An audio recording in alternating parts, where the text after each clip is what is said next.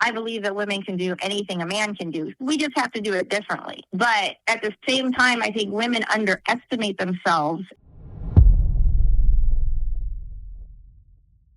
Sarah? Yes. Good morning. This is Chris Silva. How are you? Pretty good. How are you doing, Chris? I am doing amazing. Thank you for asking. Great. How's your morning going? Pretty good. Getting stuff done.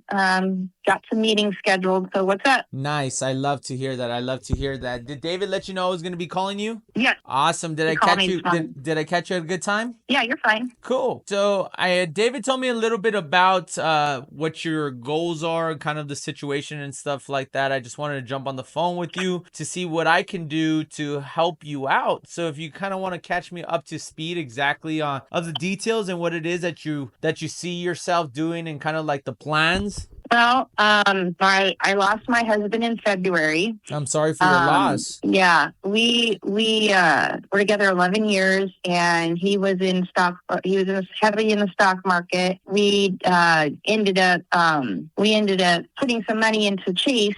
Gave him $1 million, and they had him for about 3 years, and they just couldn't. I think he made $30,000 for 3 years, so $10,000 a year, and so we went into Fortune Builders, and I learned the Fortune Builders program. And so we went as far as he was comfortable. He was comfortable with buying, flipping them, and then renting them out. So that was the model that we were under. I have about 6 homes here in the Valley right now. And now that he has passed, I want to take it to the next level because I do understand the hard money lending end of it. Mm-hmm. I do understand the, that there's more than one way to skin a cat, basically. Mm-hmm. But I physically no longer can do the model of the renting because it's becoming too demanding in the sense, mainly being in a blue state and being a landlord has not been conducive to making money. Absolutely. So I no longer want to put good money after bad by staying in the business here in Oregon. Absolutely. So I'm in the process of redoing the deals the way I wanted to do them, structuring them to where I could sell 2 of the homes to investors where I don't have to pay capital gains. I get the money in a long-term buyout, but the properties stay in my portfolio, in my trust. And so what I want to do, and I do have, it might be a bit, but I do have a trust that that's waiting to be given to me. And in that trust, I will have probably about 1.5 million, maybe more, to do things with. But I'm not counting on that money right now. Right now, I'm just going with what I have in my coffers now. Yeah. Absolutely. And I don't want to overextend myself, basically. Yeah, absolutely. I totally understand and I totally get it. I run into people in this situation all the time is where they don't want to deal with the tenants and they just want to move paper, just kind of like in the game of the banks. That's really what it comes down to. But see, the banks pay pennies on the dollars, which you experience that. And that's why you want to stay away from putting your money in the banks. Now, going back to the stock market, your husband was probably very good in that. However, that's a big gamble because there's no guarantee in the stock market. Now, I'll probably go ahead. Right. Well, I'll probably do is sell some of it and keep the rest, the ones that have a high end dividends, and keep those that have been paying out all these years. He has stuff that he's had in the stock market for 50 years. Yeah. So I'll probably keep some of it, but I do understand that it is a gamble. It's basically like going to a casino. And I'm not one that's super comfortable with that kind of gamble. I mean, even if I own property and let's say the house burns down, well, I get the payout from the insurance company. I still have the land. Exactly. Yeah, and I still have the land. So yes, I'm out of house, but at least I'm not out full amount of money. Like where, I came home one day and he's like, I lost $30,000. I'm like, where? Let me help you look for it. He goes, no, in the stock market. And I'm like, no, I'm not comfortable with that. But the reason that we ended up buying the home was so that he had depreciation. That's the best thing about real estate is you get the appreciation, you get the cash flow, and you get the tax advantages. Right. And so I now that he's passed, I want to, instead of, just keeping it at what we're doing, which is the model of the renting, which has brought me money, but it's also I spent a lot, and it's nickel and diming me to death. So I need to, and these properties are not neglected property. Like I just now, this last week I put in all new windows in one of my properties. Like I don't just, like if something breaks, I fix it. And let me ask you this, how much time is this costing you? Oh, that's the other thing. It's basically a full-time job for me because, and right now I like asking open-ended questions. I know what her problem is already. She already told me in the beginning. So now I asked the right questions. She's going to open up completely. Capital, but I have these investments, so I have the capital in the investment. So the money's there, it's just trapped in the home. It's and stuck then temporarily. The trust, it's stuck temporarily. And then the trust, but the son won't even give me a copy. I'm having to get attorneys and go through all that route. So I'm kind of like where I came back to Oregon because I was in Texas just to recover from the loss of my husband, because I was the one, I was here the whole time. I'm not complaining. I'm just saying I was person. Like, you were the one I was showing the up person here. Yeah, he was literally at the foot of our bed, and I lost my dog not even 30 days prior to that in the same spot. I had a 16-year-old lab, and he passed, and then didn't have time to really really process that, and then turn around. And January 21st, he was diagnosed with stage 4 cancer. It was in his spine, his ribs, his lungs, and his liver. And this is somebody who, you have to understand, he was 40 years older than me, but he never went to the hospital, never had a broken bone. I mean, walked 7,000 steps a day, ate only fruit and peanut butter and bread, real healthy. And then to just say, oh, my back hurts, and then 5 hours later find out that he's got stage 4 cancer. That was on the 21st of January. By February 18th, he was gone. So it wasn't even 30 days. And in that period of time, family shows up, they show their butt in my home, they're rude. And then when I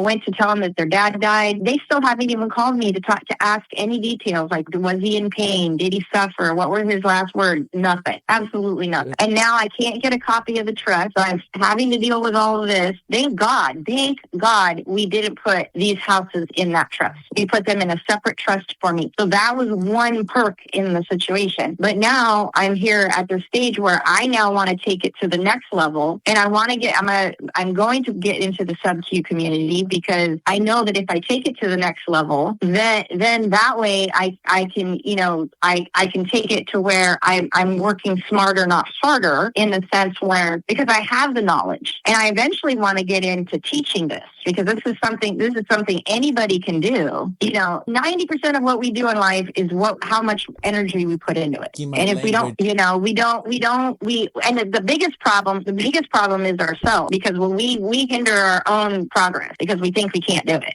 So the problem is a lot of people don't have enough confidence in themselves to say, hey, I'm going to go out there and try it. And they might fall flat on their face, but at least they tried, And so at this point right now, I feel like I'm right at that pivotal moment where it's like, okay, which direction do I want to go in? I want to stay in real estate, but I don't want to be the landlord anymore. And I don't want. I'm so excited for you, because just where your headspace is, like, I know you definitely just came from a hard time, and probably one of the hardest moments in your life. The fact that you're saying and speaking the way you are just goes to show how much power and how much strength you have in, because I say this to everybody all the time, is you are one decision away from the life that you want. And you're absolutely correct. You cannot fail if you don't stop. And everything, all the information is out there. All you have to do is take the act. And that's what I'm seeing you doing, is you are ready to take action and bet on yourself. Right. And the biggest problem, I think, with, and especially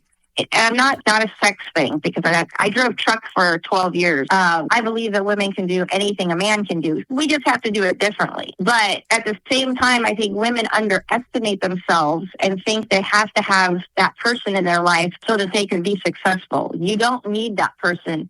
You need to count on yourself. And I think more women need to understand, a significant other is only icing on the cake. You got to build your own cake. You got to be able to sustain yourself, regardless of what the situation is. And, now I've been put in a position, thank God, by my husband, who was very smart. But now I've got to take the reins from that and take what he taught me and go forward. So that's what I'm doing. And it's really interesting because I've had 2 lawyers tell me not to do the deal. Oh my gosh. And I think it's because, and I explained to them, I said, when I went to Fortune Builders, one of the things I came out of it with was we have to unlearn how to break up with the government. We need to unlearn that our perspective is that we always have to include the government in our decisions. We always have to include an entity like a bank, because that will give you security.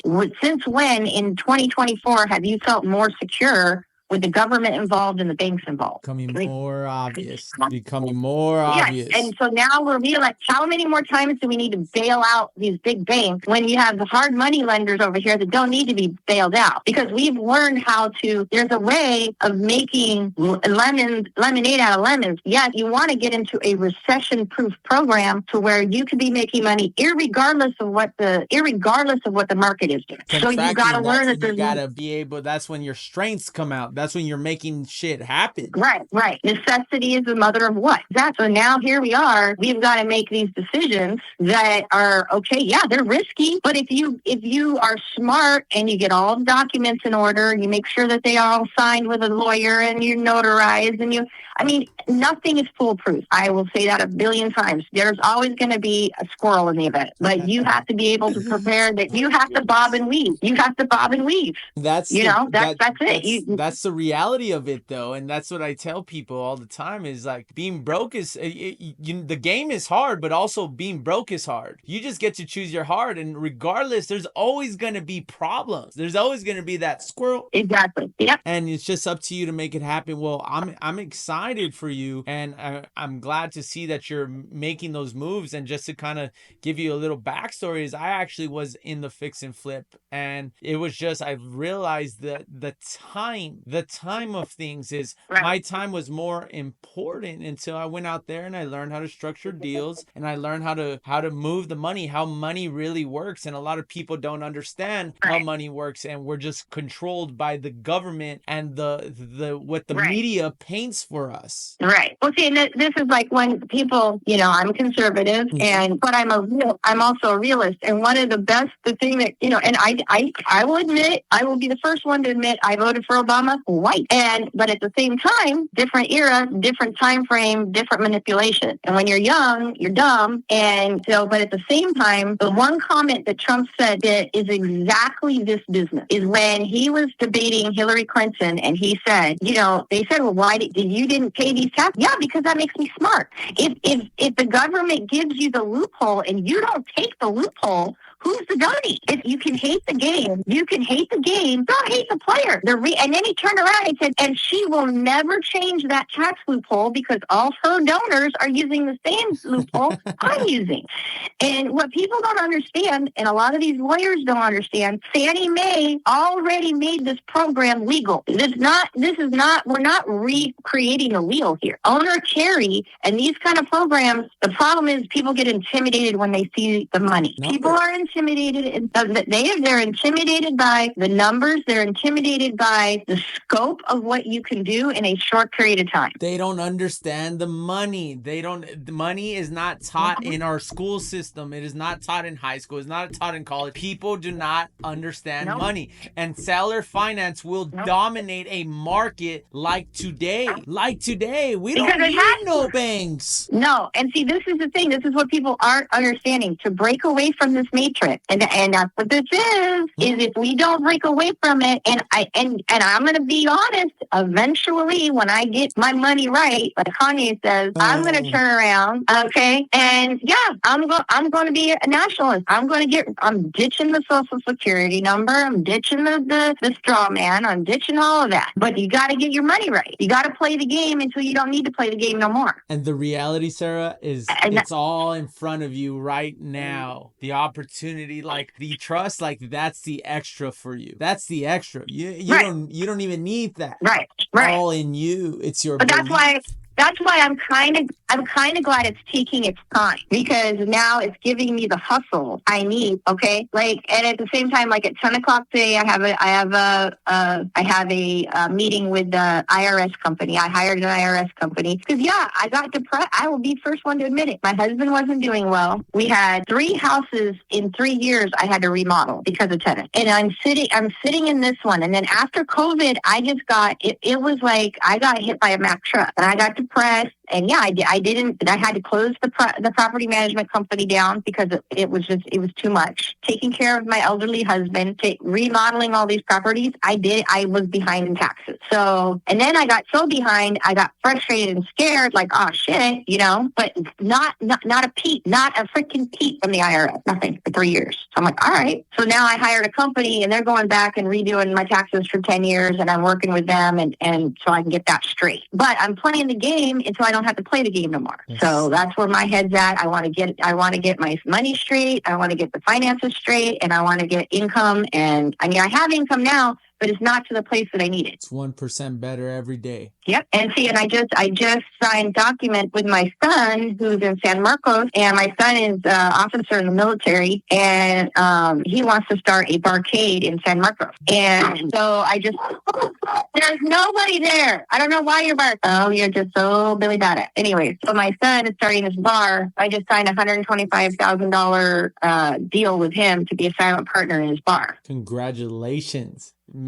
Taking the move, right. Taking the action. Yeah, so I'll get 30% of that business every month. One start, which we already got the location set. We've already started buying games. Like, he's probably less than 90 days out to start. That's awesome. In a college town. Yeah. Is it going to be there at the square, or where exactly in San Marcos? Yeah, it's right in the square. It's right there. It's kind of catty corner from. There's that bar on the corner that has the swings in it. Okay. It's like Lizard something. Yeah. Yeah. So you can see that bar from when you walk out of his place. That's awesome. So and then there's another bar on the corner, and the same guy that owns all the real estate. And I told him, I said, we got to get to know that guy. I got to teaching my son how to move within the business world, and I go, 90% of it is who you know. That's all it is. You cannot be who, not how. Have you ever read that book? Who, Not How? I recommend that book. Who, Not How. Yeah, exactly. And that's the thing. And see, I'm not a shy person. I'm this redhead with dreadlock, and I'm kind of crazy, and I'm 53, and I'm loud and obnoxious, but I hustle. So that's where it's gotten me so far, so I might as well keep going. And it's going to take you to bigger places. Just know it's all right in front of you. You just can't slow down. You just can't slow down. No. That's awesome. So you were saying that 2 of these deals, do you already are you already under contract on them, or what's the game plan? So ideally, what's the game plan right now?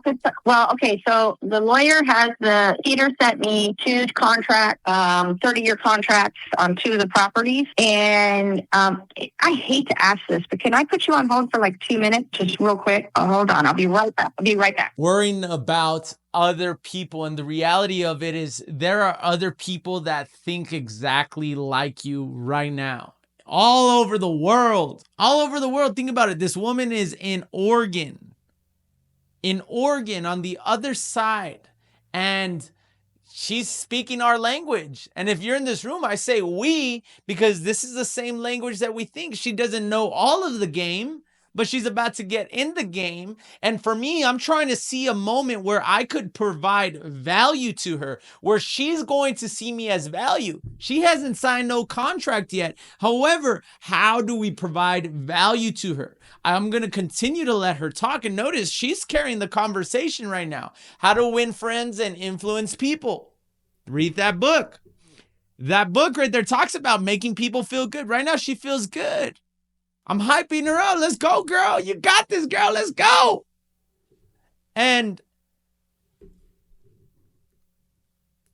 through this, now we just kind of see where we're able to provide value to her. Where do we become an asset to her?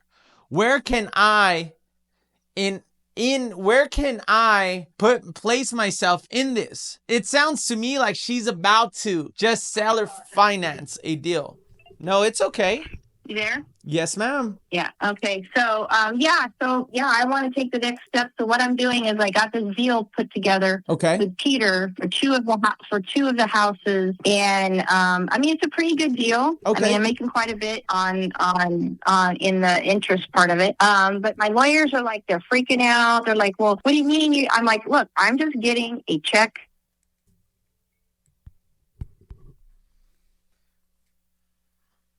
Fucking shit, bro. Oh, what happened? I do apologize. I don't know.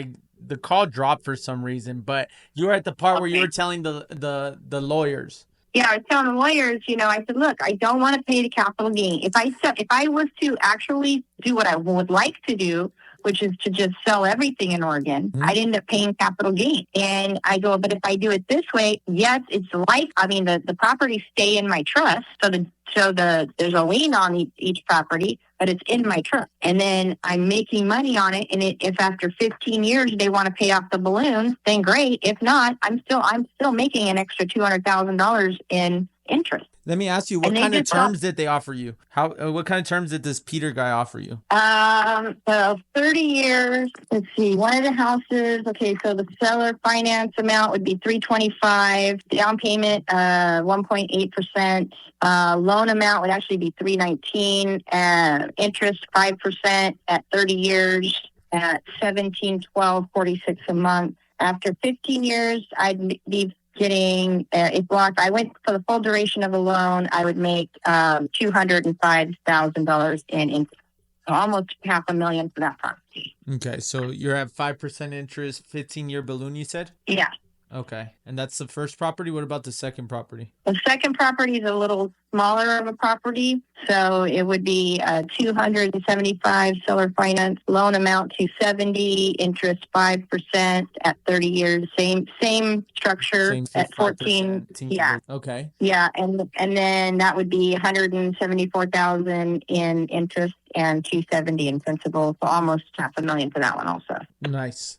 And Peter is serious about this? Yeah, no, I already have a contract with my attorney. Okay, nice.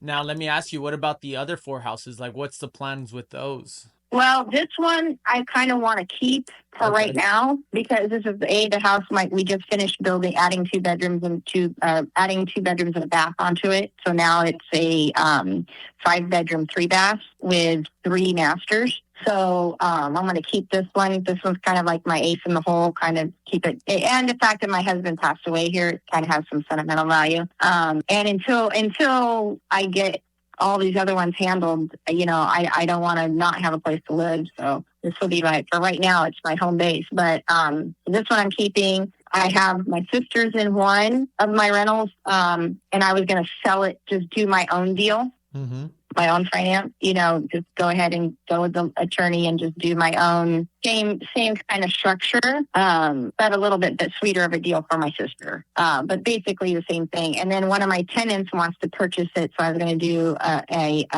also the same kind of deal, just through the attorney myself. So I'm structuring my own deals. Yeah, absolutely. And you're definitely in the right path. Now, I just want to tell you, let me ask you this, on the one with the tenant, are all these houses paid off? Yeah, I don't owe anything on any of them. Okay. And it seems like you're not in need of capital right now. Is that kind of what I'm understanding? Well, yeah, yes and no. And that's why there's another property that's in the other trust that I can't get to right now. It's a $500,000 property, which I'll probably just sell outright. Okay. To regain capital. So to regain capital, this is just some words of advice, is why not do an equity refinance, now that becomes tax free. You're able to take that money because it's a loan, and then sub to that. So I would be interested in buying one of those, but basically you subject to it and then you seller finance the equity. Okay. So again, and these are the deals that I specialize in. I mean, any type of deals like this. And again, this is why I always like to identify people's goals. But most importantly, Right.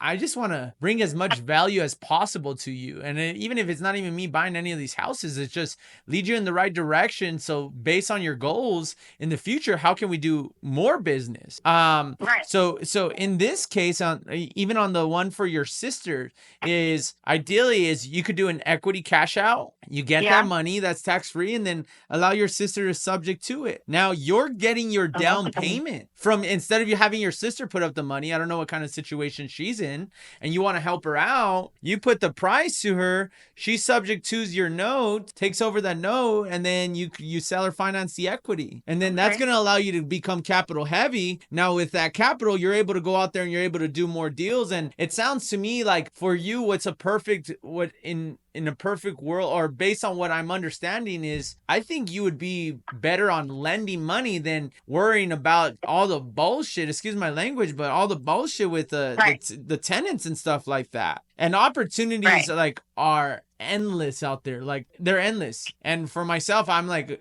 right now I'm acquisitioning an RV deal. So like that's kind of where I'm thinking like of being able to help you and guide you. Because that's what I have an RV right now that I'm giving my son. And that's one of the things I was thinking of using the capital for, was to purchase an RV until I decide, because then if I have an RV in Texas, and I already bought a vehicle in Texas so that I could start establishing residency there. I'll seller finance you an RV. All right. Yeah. Yeah. I mean, we could do that. But what I'm saying is also, once you cash out, like once we move your money, like once you're able to pull out, I could bring you on as an investor on an RV park. Ooh, I like that. And the entry, the entry on that one is only 500. And so the way I structured this deal is the entry fee is $500,000. It's 41 spaces, and it's the seller's carrying at 0%. 0% interest and 0 payments. Oh shit, that's a good deal. Oh, it's a steal. It's not a deal, it's a steal. And yeah, it is. All right, let's do it. I'm game. If you can show me how to do all this.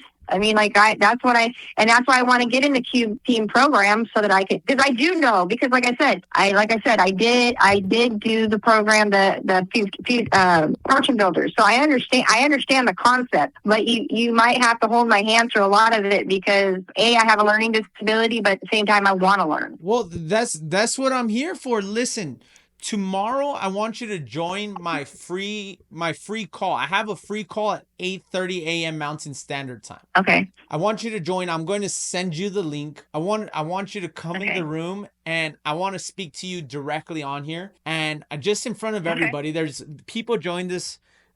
Different people join this where they just come in, learn. Some people show up, some people don't, but I do this call Monday through Friday, and I want to hold your hand. Okay. I want to be able to walk you through this, and tomorrow we will go over step by step, because I believe this can provide a lot of value to a lot of people in the room, and we just continue to grow. Yeah, that's fine. I'm game. And then also, if you like, is I could also review those other contracts that you have as well, and we could do this all tomorrow, because I'm all about live. I like showing people the realness behind it. Yeah. So we can go over that as well too, and just kind of make sure you understand it, because there's just so many ways to skin a cat. You said it earlier. And I want to provide the most value I can to you. But more importantly, I think we can make a lot of money together. All right. Well, let's do it. So what I'm going to do right now is I'm going to text you over the Zoom link. If you could just register RSVP, and then tomorrow morning you will get a reminder. I'll shoot you a text when we're about to jump on the call. So that way you could join, and you can meet people in the community that I have. All right. That sounds like a plan. Sarah, it was a pleasure talking to you again. My name is Chris Silva. I'll send you over that link right now, and I will see you tomorrow, and we'll structure a deal tomorrow. Okay, yeah, and also, I am serious about the RV thing. I'm very serious about it. I'll send you pictures right now. All right, sounds like a plan. Sounds good, Sarah. You have an amazing day, And hey, okay? where are you located? I am Where are you located located? in Just El so I know. Paso, Texas. Okay, well, you're in the thick of it. Not too far from San Marcos, All but right. yeah, the other side. Yeah. All right. Sounds like a plan. Sarah, we'll be in contact and we'll chop it up tomorrow, okay? All right. I'll sounds send like you a a plan. pictures Thank at you. an RV right now. Okay, that sounds all right. I'm in. Sounds good, Sarah. You have an amazing day, okay? You too. Bye-bye. Bye bye.